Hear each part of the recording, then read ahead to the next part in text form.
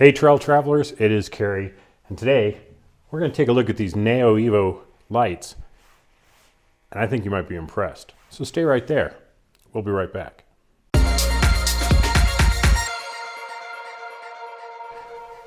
Actually, one of the very first mods I ever did on Optimus here was to install some cowl lights up here. A friend gave me some aux beams and I ordered these mounts up here, and they were fine. I don't do a lot of night road or night wheeling, so I didn't really need anything any better. And so they've just always been there. And I have a light bar that was part of the bumper. So I've been okay on lights, never needed much more. But I did want to add something. I do volunteer work for a recovery group, and having some hazard lights or emergency lights would be of interest to me. And this company here, NAOEVO, reached out and said, hey, we've got these lights we want you to try out. Take a look, see what you think. And when I read the description of them, I'm like, you know, these could actually be what I might be looking for. They're actually a dual type light. They have the regular white light, white LED light, and they have an amber light. And there's, if I remember right, there's 6 different modes. So you can have the white, you can have strobe white, you can have amber, you can have strobe amber, you can have white plus amber, and strobing white plus amber. So I think that's 6, right? And so they meet a certain niche for sure.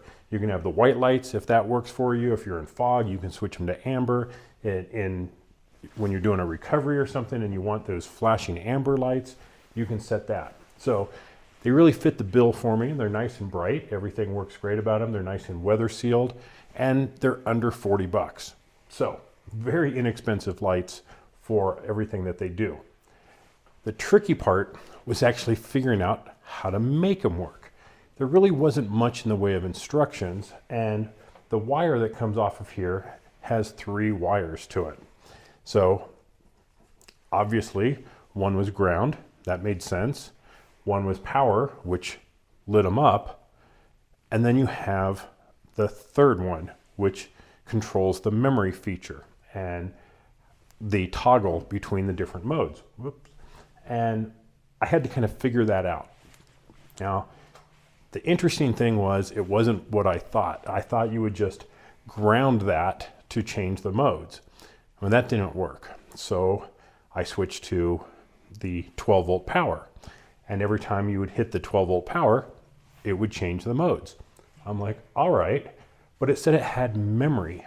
Well, every time I would turn them off and turn them back on, they would start at the beginning again. So what was this memory feature and how did that work? Took me a while, but I finally figured it out. And not only figured it out, I figured out how to make it work with the Jeep's auxiliary switches. And that's kind of the tricky part. So normally you have your positive and negative. That hooks up just fine to your ground and your battery. And the other one, the memory one, I believe it was yellow, you also connect to the battery. Then in order to change the modes, you have to disconnect that wire. You have to interrupt that wire, and that will change the modes. But then it retains the last setting because it normally has power going to it. So basically you have 2 positives going to it and 1 ground. And that other positive, which is that yellow wire, every time you interrupt that circuit, it changes the modes. So they work really well for that. So I'm going to show you the lights in operation, and then I'll take you inside the Jeep and I'll show you how I program the switches to make them work. Okay, I've got my ignition set to run so that I can access the settings that I need to go to. And we're going to come over here to settings. And we're going to come down to aux switches.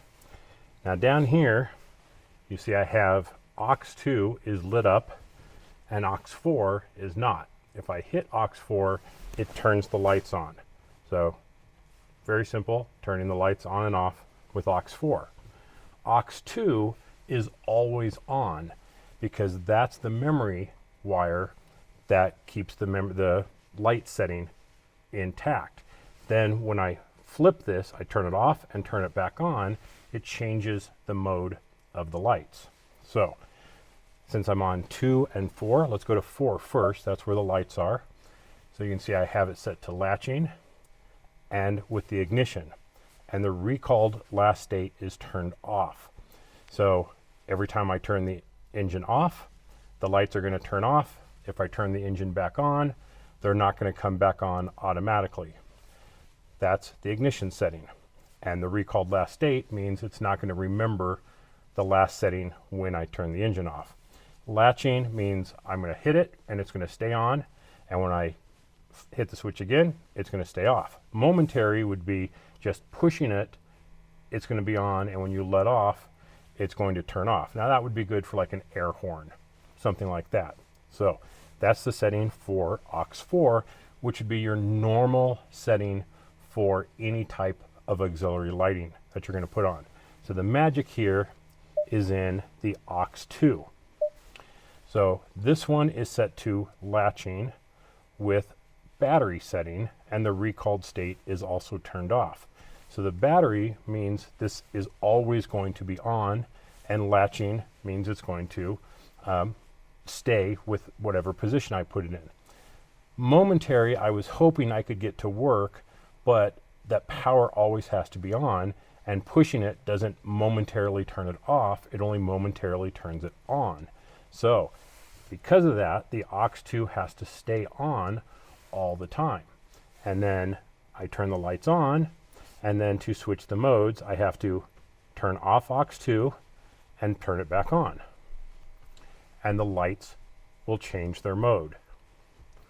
Now, there's easier ways of doing this. You can order a wiring harness from NAOEVO that will mount somewhere, and you can just tap it to change the settings.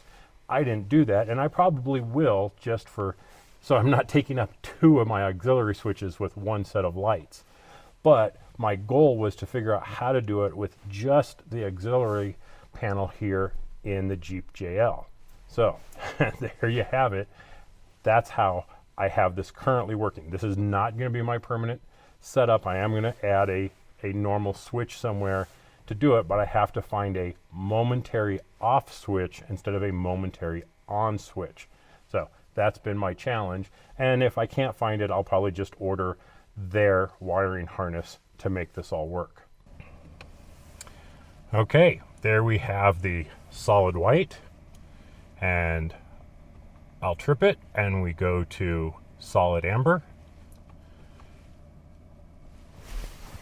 Now we have the white and amber. We have the strobe. Now we have the amber strobe. And now we have the white amber strobe. And I hit it again, and we're back to solid white. Pretty simple.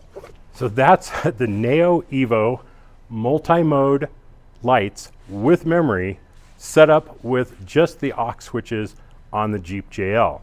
So if you're looking for something like this, check them out. There will be a link in the description below. It's an Amazon link. It is an affiliate link. So if you happen to buy them, I'll get a couple bucks. Helps the channel out. And you can pick yourself up some pretty cool lights here. I kind of like them. Although I think I'm going to get another set and hook them up in the back so I can have these flashing ambers front and back for when I'm doing recoveries, just to kind of keep a safe situation, keep other cars away from when we're doing those types of work. So thanks for watching, everybody. This has been Kerry with Trail Traveler, and we'll catch you on the trail. Take care.